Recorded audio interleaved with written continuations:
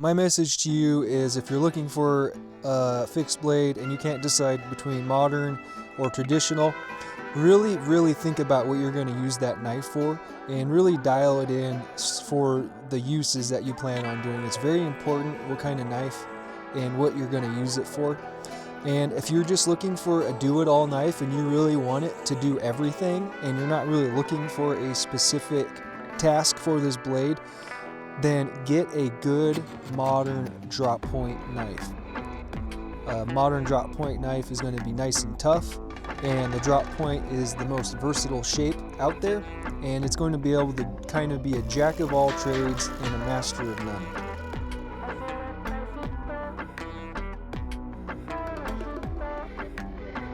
Some people swear by traditional knives, and others won't care anything else unless it's modern steel or space-age materials. The question is though, which one is actually better and which one should you buy? Hello everybody, and today we're going to dive into traditional knives versus modern knives. We'll cover folding knives and fixed blades and figure out which one you should buy, what's better for you. And that was the original video idea for this. And then as I started to think about it, I started to go down a deep, dark rabbit hole about what is a traditional knife and how to categorize traditional versus modern. So I decided to make the video anyway, and I'm gonna try to get this video out with the original intent and message of the video getting to the viewer without getting too crazy and into the weeds. So I don't know how this video is going to turn out, but we're going to make it anyway. So if you guys want to stick around and dive into the traditional versus modern knife arena and go on this ride with me, and we will talk about the differences between the two styles of knives and which one is better for you so you can make a decision when you're purchasing your knife. So one of the things I was trying to tackle with this video concept is what makes a knife a traditional pocket knife. And so what I'm going to do for my loose definition of traditional style pocket knife is going to be traditional styling being things over 100 years old maybe. Some of these are probably even older than that, but I'm not sure on the specific dates of all of these locking mechanisms and stuff. But let's say over 100 years, and we'll consider it a loosely traditional style pocket knife. But then there's also knives that kind of bridge the gap, and they bring the traditional style pocket knife and they combine it with modern materials.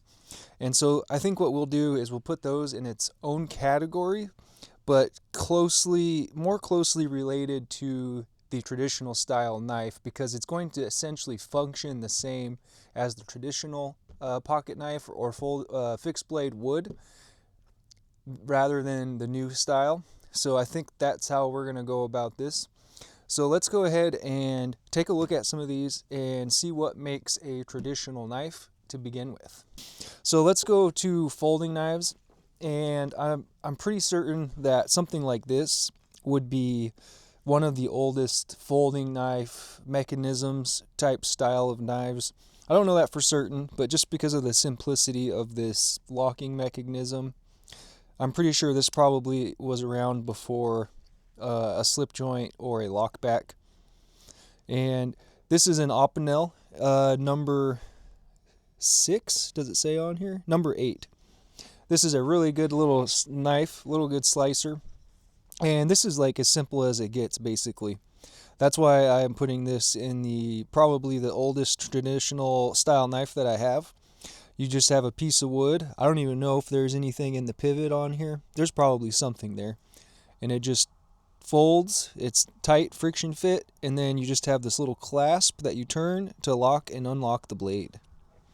So giving this rudimentary locking mechanism, this is going to be in the traditional pocket knife category. There's going to be a common theme with these traditional style pocket knives, and we will get to that here in a second.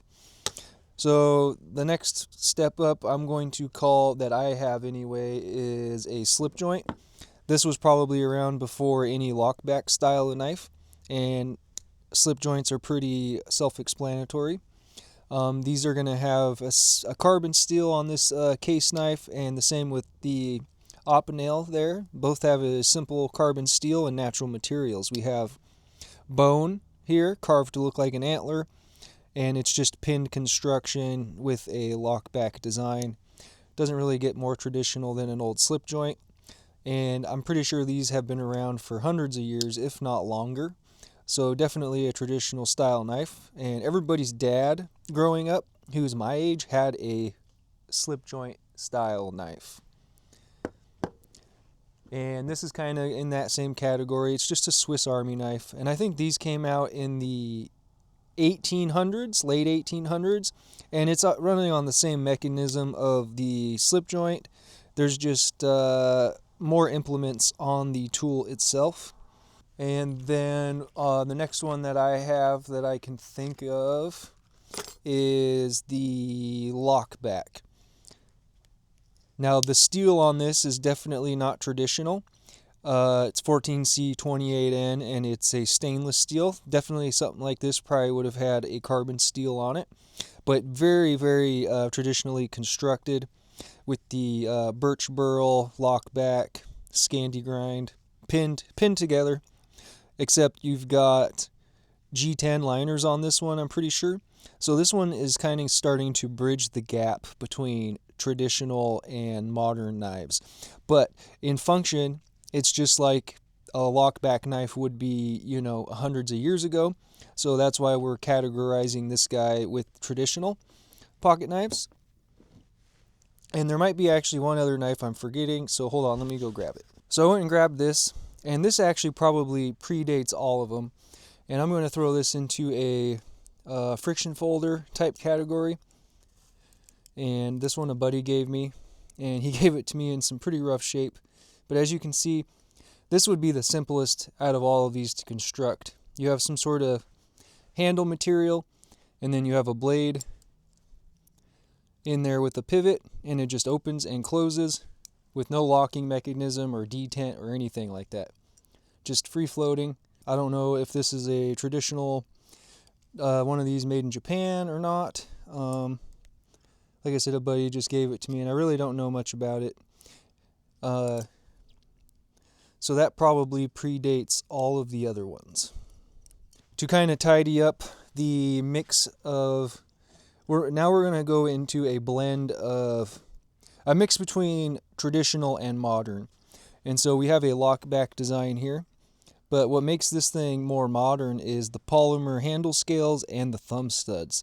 Thumb studs are actually more of a recent development on pocket knives, and also, of course, polymer is something that's quite new to pocket knives. But in function, this still functions as a traditional pocket knife. Now, the one thing that this has above all of these is that they're all two-hand operational. So by adding the thumb studs to this knife, you now have a one-hand opening knife, which gives you a leg up. You still might have to use two hands to close it, but that gives you really good ease of use. You can take this out of your pocket with one hand, open this up, make your cut. If you need to hold on to something, if you need to do it one-handed, then you can make your cut and set it down. Now, if you could close it one-handed, that would be even better. But this one, you really can't close it one-handed unless you get some assistance there.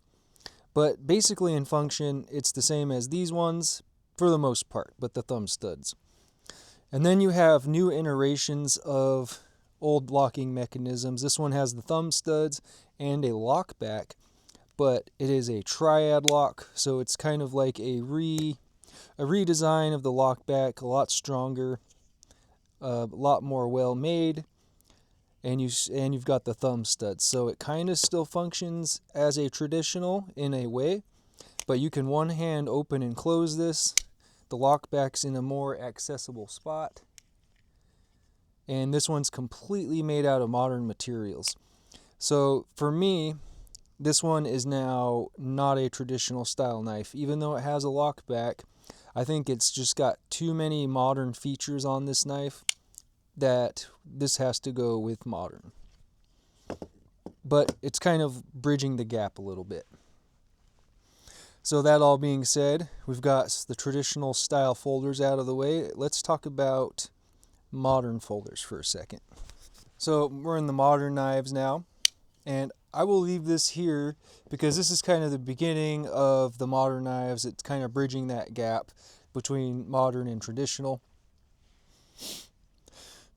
Now as we move on from there, you get into modern style knives.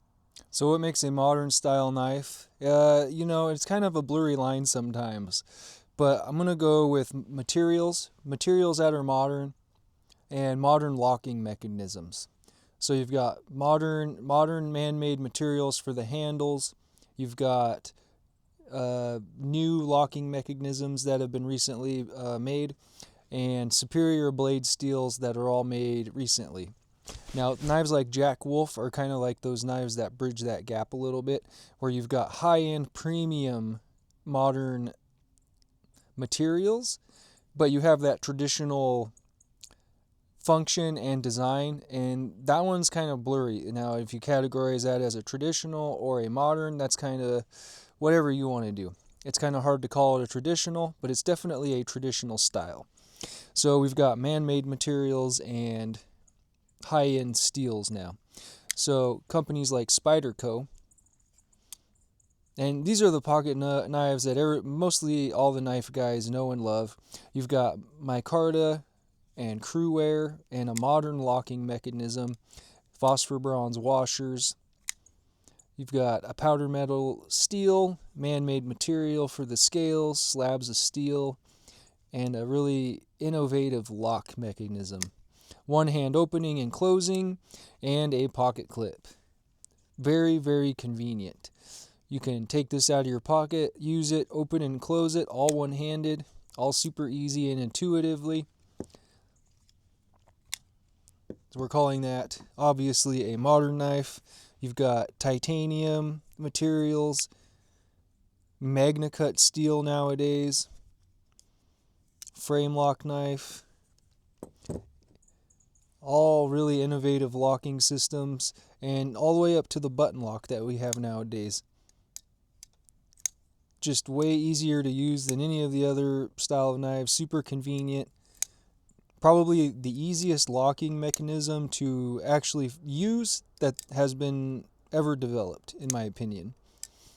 And one more thing we could throw into the list of things that separate traditional from modern is actually blade shapes. I don't think you would ever see a blade shape like that on a traditional pocket knife. So with modern machinery and tools and stuff, you're able to get these crazy wild blade shapes like this one on the Fenrir, or the Western style Tonto on the cold steel. Definitely very modern designs, and it's kind of a far cry from what you used to have, which were basically clip points, drop points, and maybe some spear point type blade shapes, a Nessmuck. There just wasn't a lot of variety going on back then. So what does that bring us to? Which one is the right knife for you? And why would you pick one over the other? Well, there could be several reasons or factors for any of this. So some people just like traditional knives. Some people just really like myself. I get these because I like them. Something about a lockback, something about a slip joint knife, I just really like. I just like it. It's really cool. They're fun to play with, and you really don't need anything more than this in a pocket knife. This can take care of like 90% of my everyday carry needs. Same with the Swiss Army knife. This basically can take care of everything that you would ever need it to do, a folding knife to do. But you lose that ease of function as, the one-hand usability of the modern knives. That all depends on how important that convenience is to you. You've got the convenience of carrying the knife. It has a pocket clip. It makes it easier to carry, get in and out of your pocket, rather than having one of these floating around in the bottom of your pocket. and then you can deploy it, use it, put it away, all one-handed, as to where these are all two-hand operational knives and no pocket clips or anything like that. They just sit in the bottom of your pocket. Pluses to these are a lot of these traditional knives are going to be made out of simpler steels. They're going to be easier to sharpen and maintain, as to where some of these super steels are going to be harder to sharpen, and you're going to need modern stones, diamond stones and stuff to get these things sharpened. And you'll have to even use diamond compounds to strop these, because your traditional compounds aren't going to be as effective. But that being said, this is going to be a lot harder to take apart and maintenance than something that has a couple screws in it holding it together. You can effectively take this whole thing apart, clean it out, and put it back together and have a good working knife, as to where when you get a bunch of gunk and sand and crap in this thing, you're just going to have to try to wash it out as best as you can and just live with it. I don't know a lot of people that can take these apart. I'm not saying it's impossible, but I've never taken one apart and I don't really want to. Maybe it's not that hard, but it's definitely not going to be as easy and more time consuming as to taking apart a modern folding knife. At the end of the day, a folding knife just is made to cut, just to slice things, whether it's an apple, a cardboard box, a rope, a string, whittle a piece of wood, or any of those things. For myself, out of all of these, this one is a really good option because I like to whittle, I like to do wood carving, and this really just fits the bill for me. So which one should you pick? That's basically a basic rundown on your folding knives, traditional and modern style. For me, I really love the convenience of having a knife that's one hand opening. Pull it out, just use it really quick, put it away, no fussing. You know, I'm busy at work, I'm busy doing things, and I don't really want to fuss with having to pull this out of my pocket, dig this out of my pocket, do that, use it, take my other hand. And you know, it's basically just down to modern civilization where everybody's on a time crunch. Everybody's in a hurry to do this. You're in a hurry to go to work. You're in a hurry to get home. You're in a hurry to do everything, and time is valuable, and you only have so much time, and you don't get time back. So you can minimize your time wasted as much as possible with one of these modern knives. If you add up all of the time that you spend with one of these knives, opening and closing it,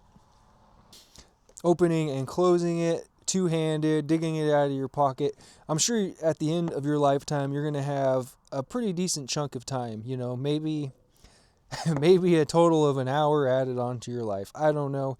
It might not be that big of a deal, but it is just super convenient, and we live in a time of convenience to the max. So it depends on how convenient you want your life to be.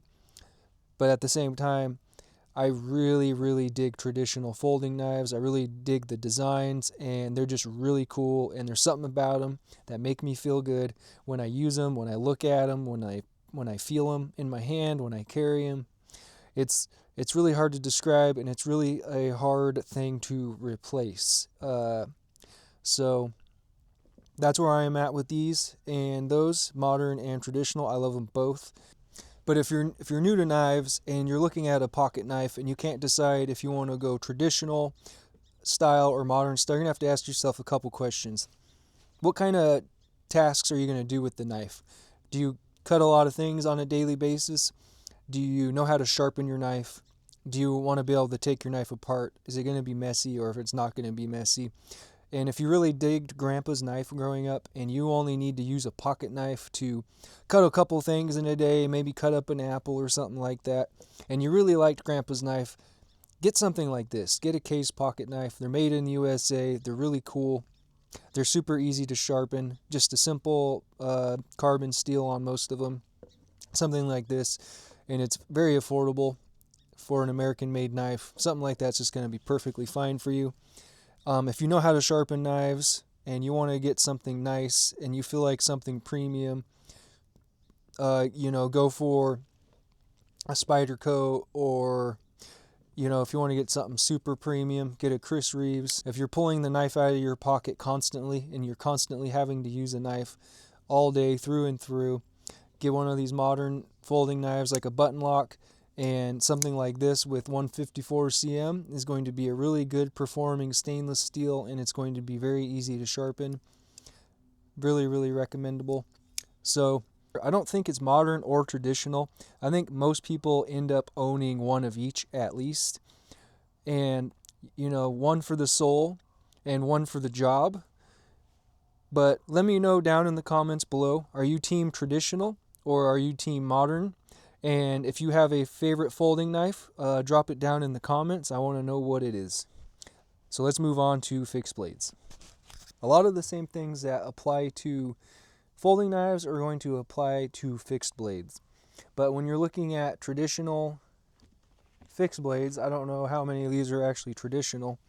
The most traditional style of fixed blade I probably have, something like this, is probably I would say an ancient style fixed blade that's probably been some sort of design like this for a very, very long time.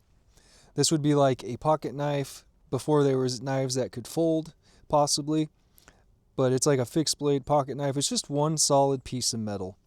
It comes around, curls around for the handle, and just wrapped in some sort of jute or twine. But that's from Kellam Knives. I'll try to link all of these knives down below in the description. And yeah, get them all linked. It's going to be a lot of knives. I'll link as many of them as I can. The ones that are available anyway. And then another, I think something like this would probably be pretty traditional as well too. Just because of how simple this thing functions. And I think this would have been a common pocket knife at some point in time. So you just have this little piece of string that locks your knife into place. You pull the string and then you have a pocket knife essentially, but it is a fixed blade. It's made out of leather and bone, if I remember correctly, or antler or something like that. So you're looking at traditional materials all the way around and traditional construction. So let's talk about the construction. I don't think full tang knives were very common back then, traditionally. Now, not to say that they weren't around, but most knives had some sort of rat tail or stick tang, and I think generally you would have a fully enclosed tang, a stick tang, and they would probably do that to save on materials rather than having the full tang come down full thickness all the way down. They're saving a lot of material by making just a little stick tang and having it completely enclosed. And some of them would even weld the stick tang to the steel, so they're not using their good blade steel for the handle. So you'd have your blade steel, then you would have a completely separate type of metal welded to the tang of the knife, and then come down here. So essentially you're only wasting the good steel, or using the good steel for the actual blade. And another reason, these fully enclosed, encapsulated handles, these tangs, they're a lot more comfortable. You get way more comfort out of something like this than you do with a full tang knife. You can contour this thing, make it round in all directions, and it just feels good in the hand. Just way more comfort with something like this. And also any sort of shock absorbing, you get way better shock absorbing with a handle like this than you would with a full tang fixed blade. This is the Kellam Knives 5-inch Puko, and we're looking at traditional materials: carbon steel blade, brass bolster or guard, and curly birch handle. Probably one of my most used knives of all time. We'll get back to talking about this in a minute. But yeah, it has a stick tang that comes through the hand. It's pinged on the bottom to hold everything into place. And it just comes with a simple leather sheath. I don't think this would be a traditional sheath. They gave it a traditional design and stuff, but there's plastic inside of here. Alright guys, we zoomed out a little bit. Now along with those same lines, these are basically the same things. Arctic birch scales, carbon steel. This one's just a little bit bigger, but you've got the big full handles, fully encapsulated, stick tangs. Just really gorgeous traditional style knives. That one won't fit in the picture, but and that's pretty much all I have for traditional knives. This one's fully encapsulated tang that comes down, but it's been burned in or glued in, and there's no pin or anything on the bottom. And this is a very traditional blade style. It's a Yakut knife, and it's hollow on one side and convex on the other. Then you get into like the hybrids. Now, this is a Kephart style knife, and Horst Kephart was around, I think, in the 1800s. I don't know exactly what year, but he really liked this blade shape. And this is a very traditional blade shape for that era. And you've got pinned handle construction, but this one has a full tang with a distilled taper and G10 liners and cherry wood handle, or scales. So I don't know personally if they would have done a distilled taper on their knives back then, or if the original Kephart was actually a full tang knife. That's something I would like to, maybe someone could drop in the comments, and if they know a little bit about that, that'd be interesting to know. But this one's kind of like bridging the gap, like we were talking about before. And this one's bridging the gap even more. These are your very, very traditional style hunting knives, stacked leather, but these ones have aluminum. So the aluminum, and then they stack the leather around the aluminum portion. Now I'm not sure if this is, yeah, this is a stick tang. So they actually get, this part is a chunk of aluminum and that part's a chunk of aluminum, and they fit it, and then they put the stacked leather, and then they put the bottom on it, and then they probably glued it, and then they pinged it, and then they shaped the leather. So this is kind of like a mix, but these are very traditional style hunting knives, but made in a very, it's kind of a mix between traditional and modern materials. But these are really cool. So your traditional fixed blades were less duty specific, kind of like I was talking about with the folding knives. Traditionally, this knife right here would have been the military knife. It would have been the farmer's knife. It would have been the hunter's knife. This knife would have done all of those things, as to where today you have a knife for hunting. You have a knife for tactical and military, and then you have specific knives for farmers, and the list goes on. But traditionally, this would be the knife that everybody had and everybody used. They used the same thing for everything.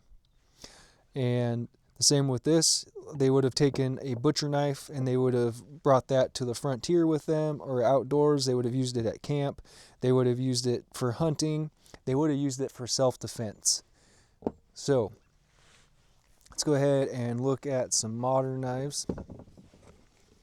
I guess I'll put these away for now, since we're having a little chat about modern knives. So what is up with modern knives? Modern materials, modern steels, modern designs. Polymers, you got plastic sheath. You've got rubberized handle. Even though this is technically a stick tang, this thing's very tough. One solid piece of metal, fully encapsulated, but it's rubber. And a very modern blade shape. This is, if this was just rounded all the way here, this would be just like a Japanese tanto blade, but it's more of a Western style tanto with this shape going on here and this dual grind from hollow to flat on the tip. Now this is a very specific duty knife. This thing was made for a very specific purpose. That's basically a combat knife, and it's what it's designed for. self-defense or tactical uses. Now continuing on, modern materials, Kydex, some sort of polymer to put this on your belt, G10, Nitro V steel, pocket clip, and I picked this one just because it's a really good example of modern stuff. You would never see a pocket clip on a fixed blade like this. It's got a crazy design, modern materials for the sheath, and this one's also very specifically designed for tactical reasons and everyday carry. This one kind of bridges the gap a little bit. You're taking that Puko design, but you're giving it a full tang, modern materials, and a very futuristic kind of grind. You know, you've got this fuller here, and your swedge, and the swedge gets thicker as it goes to the tip, and it's screwed together. And a lot of these modern knives will be screwed together, but not all of them, obviously. And now you have knives like this. Big knives. Look at the size of that handle. Look at the blade stock thickness on this guy. And just this thing just screams modern civilization on it. This is a beast of a knife, and you would never have seen anything even remotely close to this a long time ago, unless it was like a combat mini sword or short sword or something like that. This is definitely modern. You've got just that huge thick blade. You've got the fuller, the G10 scales. You got a weird hole here. Like, it's just got a lot of weird design features that you would never find on a traditional knife. Alrighty guys, I think we've pretty well defined traditional and modern style knives. So let's go ahead and compare apples to oranges and talk about which one is the right one for you. So in my personal opinion, if you're looking for a specific if you're looking for a knife to do knife things, you just want it for cutting, whittling, whatever. And I wish this was pretty cut and dry answer, but it's not. But at the same time, you don't want to overthink this. Don't go with what the trends are and what the trends are that are going around nowadays. Just go what you need and what you need it for. If you're looking just for a camp knife, whittling knife, outdoors knife, I would just go with your basic traditional. It's good, reliable, really good at carving, comfortable, tried and true, easy to maintain, easy to sharpen. I would go with that. If you're looking for something for EDC or something for really wet environments or a one-tool option, maybe go with the modern knife. If you're looking for a survival knife, I would definitely go with whatever it is, a full tang knife.